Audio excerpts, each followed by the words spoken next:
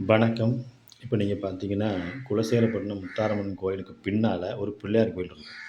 அந்த பிள்ளையார் கோயில் வந்து அந்த ஊர் மக்களுக்கு ஆசாரிமார் சமுதாயத்துக்கு பாத்தியப்பட்ட கோவில். அது ஆசாரிமார் தெருவு தான்.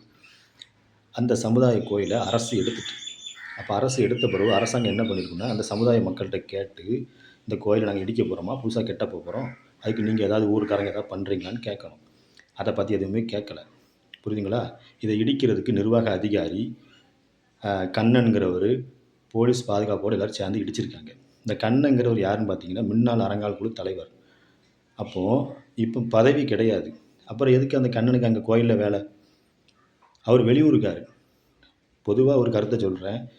உள்ளூர்ல எந்த சமுதாய மக்கள் இருந்தாலும் சரி, பிரச்சனை கிடையாது. வெளியூர்காரன கொண்டு வந்து முத்தாரம்மன் கோயில்ல அறங்காவல் குழு பதவியா போட்டா, இப்படி தான் பண்ணுவாங்க. முத்தாரம்மன் கோயில இடிச்சு எப்படி மாத்தி அந்த கல்வெட்டெல்லாம் மறைச்சாங்களோ, ஆசாரிமார் கோயிலுங்கிறத, அதே மாரி இப்ப இந்த பிள்ளையார் கோயில்ல இருந்த கல்வெட்டையும் மறைச்சிட்டு, இனி வந்து அவங்க கெட்டி குடுத்ததாக ஒரு கல்வெட்ட வைக்க போறாங்க. இது முழுக்க முழுக்க இந்த பிள்ளையார் கோயிலு, முத்தாரம்மன் கோயில் எல்லாமே ஆசாரிமாருக்கு பாத்தியப்பட்ட கோவில். இதுதான் உண்மை.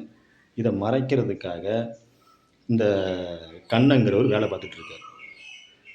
இதுதான் உண்மை. அத தெளிவா நீங்க புரிஞ்சுக்கிடுங்க. இதுக்கு நிர்வாக அதிகாரி உடந்தை. இத வந்து முதலமைச்சரும், அ இந்து அறநிலையத்துறை அமைச்சரும் பார்வையிட்டு, அந்த கோயில ஏன் இடிச்சீங்க? அது எந்த சமுதாயத்துக்கு பாத்தியப்பட்டது?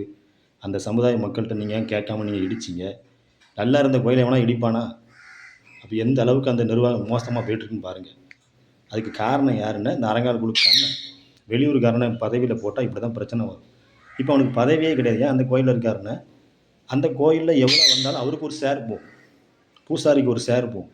நிர்வாக அதிகாரிக்கு ஒரு ஷேர் போகும். அந்த தொகுதி எம்எல்ஏக்கு ஒரு ஷேர் போகும். இதுதான் உண்மை. அதனால தான் அந்த சாமி அவங்கலாம் ஒண்ணும் செய்ய மாட்டேங்குன்னு சொல்லிட்டு அவங்க தைரியத்துல விளையாடுதாங்க. கொஞ்சமாவது மனசாட்சியோட நடங்கப்பா. மனசாட்சியோட நடங்க. உங்க ஊர்லயும் கோயில் இருக்கு. உங்க ஊர்லயும் எல்லாமே இருக்கு. உங்க ஊர்ல உள்ள கோயில போய் பாருங்க. அடுத்த ஊர்ல வந்து பஞ்சாயத்து பண்ணாதீங்க.